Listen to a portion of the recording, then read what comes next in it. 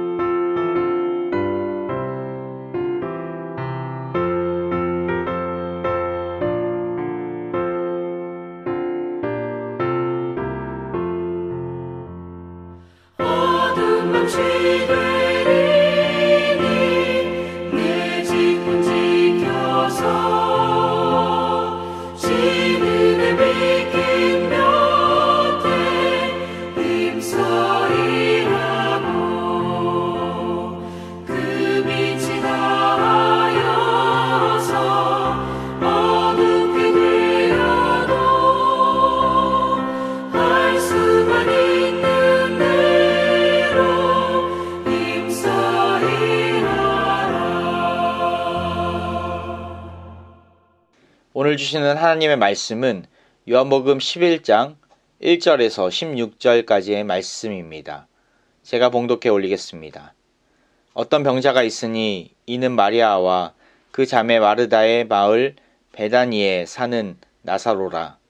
이 마리아는 향유를 주께 붓고 머리털로 주의 발을 닦던 자요. 병든 나사로는 그의 오라버니더라. 이에 그 누이들이 예수께 사람을 보내어 이르되 주여 보시옵소서, 사랑하시는 자가 병들었나이다 하니 예수께서 들으시고 이르시되 이 병은 죽을 병이 아니라 하나님의 영광을 위함이요 하나님의 아들이 이로 말미암아 영광을 받게 하려 함이라 하시더라. 예수께서 본래 마르다와 그 동생 나사로를 사랑하시더니 나사로가 병들었다 함을 들으시고 그 계시던 곳에 이틀을 더 유하시고 그 후에 제자들에게 이르시되 유대로 다시 가자 하시니 제자들이 말하되 랍비여, 방금도 유대인들이 돌로 치려 하였는데 또 그리로 가시려 하나이까? 예수께서 대답하시되 낮이 12시간이 아니냐? 사람이 낮에 다니면 이 세상의 빛을 보므로 실족하지 아니하고 밤에 다니면 빛이 그 사람 안에 없는 고로 실족하느니라. 이 말씀을 하신 후에 또 이르시되 우리 친구 나사로가 잠들었도다. 그러나 내가 깨우러 가노라. 제자들이 이르되 주여, 잠들었으면 낫겠나이다 하더라. 예수는 그의 죽음을 가리켜 말씀하신 것이나 그들은 잠들어 쉬는 것을 가리켜 말씀하심인 줄 생각하는지라. 이에 예수께서 밝히 이르시되 나사로가 죽었느니라. 내가 거기 있지 아니한 것을 너희를 위하여 기뻐하노니 이는 너희로 믿게 하려 함이라. 그러나 그에게로 가자 하시니 디두모라고도 하는 도마가 다른 제자들에게 말하되 우리도 주와 함께 죽으러 가자 하니라. 아멘. 1930년대 미국의 큰 공황이 찾아왔을 당시에 법률가 출신이자 무정부주의자인 클러렌스 데로라는 유명한 무신론자가 있었습니다. 그는 미국이 경제공황에 들어가자 자기의 무신론을 선전할 수 있는 절호의 기회라고 생각했습니다. 그래서 그는 강연을 할 때마다 여러분 이 사태를 보십시오. 하나님이 살아계시다면 이 어려운 상황을 우리에게 주시겠습니까? 우리가 모든 것을 잃어버리고 있는 것만 보아도 분명히 하나님은 없습니다. 이렇게 말했습니다. 그리고 정부를 비난하면서 무정부주의적인 자기의 신념을 선전했습니다. 하루는 많은 사람들이 모여있는 자리에서 그가 무신론 강연을 하고 있었습니다. 여러분, 우리는 다 잃어버렸습니다. 꿈과 재산을 잃었고 노래까지 잃었습니다. 이런 상황 속에서 어떻게 노래를 부를 수 있단 말입니까? 이렇게 소리치자 갑자기 맨 뒷자리에 앉아있던 한 할머니가 손을 번쩍 들면서 저는 노래할 수 있습니다. 라고 말하는 것이었습니다. 그 말에 그는 아니 어떻게 우리가 이 지경이 됐는데 노래할 수 있단 말입니까? 했더니 그 할머니는 큰 소리로 예수님 때문에 노래할 수 있습니다. 라고 외쳤습니다. 그런데 할머니 한 사람이 그렇게 자신만만하게 외치자 여러 곳에서 사람들마다 맞습니다. 할렐루야 예수님 때문입니다. 라고 동조의 목소리를 높이기 시작했습니다. 금세 한 무신론자가 하나님이 없다고 외치던 강연장의 분위기는 하나님의 살아계심을 인정하는 군중들로 인해 바뀌었고 그는 이런 군중들의 모습에 큰 충격을 받았습니다. 코로나19 바이러스로 인해 이 어렵고 힘든 역경 가운데서도 우리의 마음에 노래를 빼앗기지 않고 기쁨과 평안을 가질 수 있는 것은 바로 예수님 때문입니다. 내게 능력 주시는 자, 우리를 위해 죽으시고 부활하신 예수님 안에서 우리는 모든 것을 할 수 있습니다. 오늘 본문 말씀은 우리가 잘 알고 있는 나사로 이야기입니다. 나사로와 마리아 그리고 마르다는 오누이들이었습니다. 그들에게 큰 고통이 찾아옵니다. 3절 말씀이죠. 이에 그 누이들이 예수께 사람을 보내어 이르되 주여 보시옵소서 사랑하시는 자가 병들었나이다 하니 나사로가 죽을 병에 들었습니다. 그래서 그 누이들이 즉시 예수님께 사람을 보냅니다. 그런데 여기서 특이한 호칭이 나옵니다. 사랑하시는 자가 병들었나이다. 왜 나사로가 병들었다라고 안 하고 사랑하시는 자가 병이 들었다라고 외쳤을까요? 5절에 보면 그 이유가 분명히 나옵니다. 예수께서 본래 마르다와 그 동생과 나사로를 사랑하시더니 예수께서 특별히 사랑하시던 자녀들이었다는 것입니다. 그래서 사랑하시던 자라고 하면 예수님은 대번에 누구인지를 아셨던 것이죠. 우리도 예수님께서 사랑하시는 자들입니다. 예수님께서 사랑하셔서 자녀 삼아주시고 주님 안에서 말씀 가운데 은혜 가운데 살아갈 수 있도록 인도해 주셨습니다. 우리는 종종 그 사랑을 잊어버립니다. 하지만 주님의 사랑은 변치 않는 사랑입니다. 우리를 위해 목숨을 내어주시기까지 보여주신 사랑인 것이죠. 그 사랑은 영원한 사랑입니다. 그런데 예수님의 사랑을 받는 자녀들에게 무슨 일이 일어납니까? 요한은 이 말씀을 기록할 때 주님이 사랑하시는 자녀들에게도 이러한 일이 일어난다라고 강조합니다. 어떤 일입니까? 6절을 보십시오. 나사로가 병들었다 함을 들으시고 그 계시던 곳에 이틀을 더 유하시고 2절에도 병든 나사로는 3절에도 병들었나이다. 그리고 14절에 이 병든 나사로가 어떻게 됩니까? 나사로가 죽었느니라. 주님이 사랑하시는 자들에게도 아픔과 죽음이 찾아온다는 것을 오늘 본문을 통해 분명하게 말씀해 주고 계십니다. 우리 인생 속에서 늘 형통한 일, 기쁨이 가득한 일만 있다면 얼마나 좋겠습니까? 성경은 주님께서 사랑하시기에 병이 피해갔다고, 고난이 없다라고, 늘 행복한 삶을 살고 있다라고 말하지 않습니다. 아픔이 찾아온다고 합니다. 병들어 수술할 일이 찾아옵니다. 경제적인 어려움 때문에 배고픔이 찾아옵니다. 갑작스러운 사고로 인해 괴로움과 환란이 찾아옵니다. 주님의 사랑받는 자녀들이 이 땅 위에서 겪는 고통과 고난의 목록을 작성한다면 몇 날 며칠을 밤새워 적을 수도 있습니다. 오늘 본문은 이것을 강조합니다. 주님이 사랑하시는 아들 나사로가 병들어 죽었다는 것이죠. 주님이 사랑하시면 죽기 전에 살아야지, 병들기 전에 안 아파야지 병들어 죽게 되었다라고 성경은 강조합니다.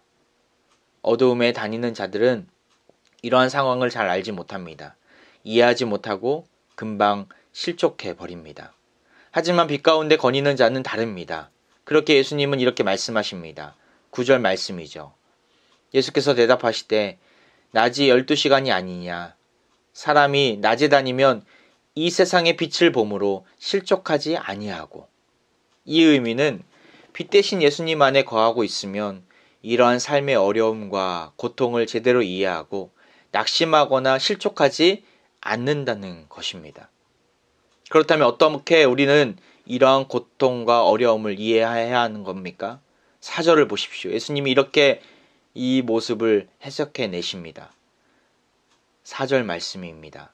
예수께서 들으시고 이르시되 이 병은 죽을 병이 아니라 하나님의 영광을 위함이요 하나님의 아들이 이로 말미암아 영광을 받게 하려 함이라 하시더라.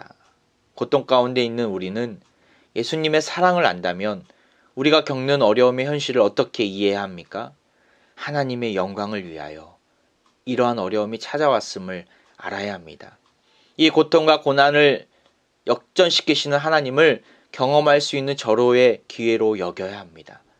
비록 죽을 병에 걸린다 할지라도, 설령 그 병으로 인해 죽는다 할지라도 하나님은 우리를 통하여 영광 받으시기 원하십니다.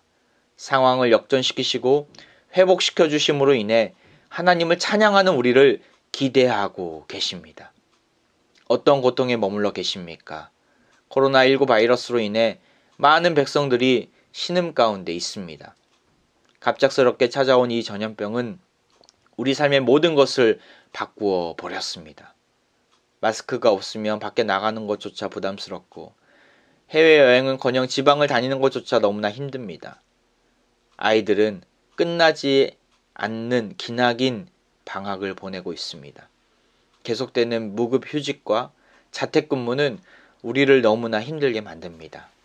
이런 시국을 왜 우리에게 주셨을까? 이런 고난을 왜 겪게 하실까? 지금 우리는 이 모든 것을 다 이해할 수 없지만 하나님의 분명한 뜻하심이 있을 것입니다. 분명한 것은 하나님은 찬양받기에 합당하신 분이라는 사실입니다. 힘든 상황일수록, 어려움을 겪는 순간일수록 우리는 하나님을 찬양하며 기도하며 예배할 수 있어야 합니다.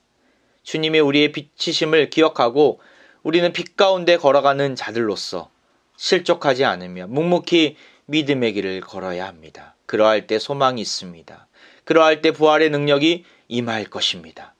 오늘도 고난 가운데 있는 우리네 인생이지만 주님의 사랑받는 자녀들로서 하나님께 영광 돌리며 나아가는 신실한 화평의 가족이 되시길 주의 이름으로 축원드립니다.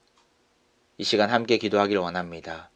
주신 말씀을 기억하면서 고통 가운데 머물러 있고 아픔 가운데 허우적대는 인생일지라도 실족하지 않고 하나님께 찬양과 영광 돌리는 인생이 되게 해달라고, 찬양과 감사가 끊이지 않도록 우리 입술을 주장해달라고, 나아가 코로나19 바이러스로 인해 위축된 사회와 그리스도인들이 자신들의 사명을 감당함으로써 이 위기를 믿음으로 돌파하게 해달라고, 교회 증축과 가정교회 재편성이 은혜 가운데 이루어져서 주님 앞에 귀히 쓰임받는 공동체가 되게 해달라고 각자의 골방에서 부르짖으며 함께 나아가겠습니다.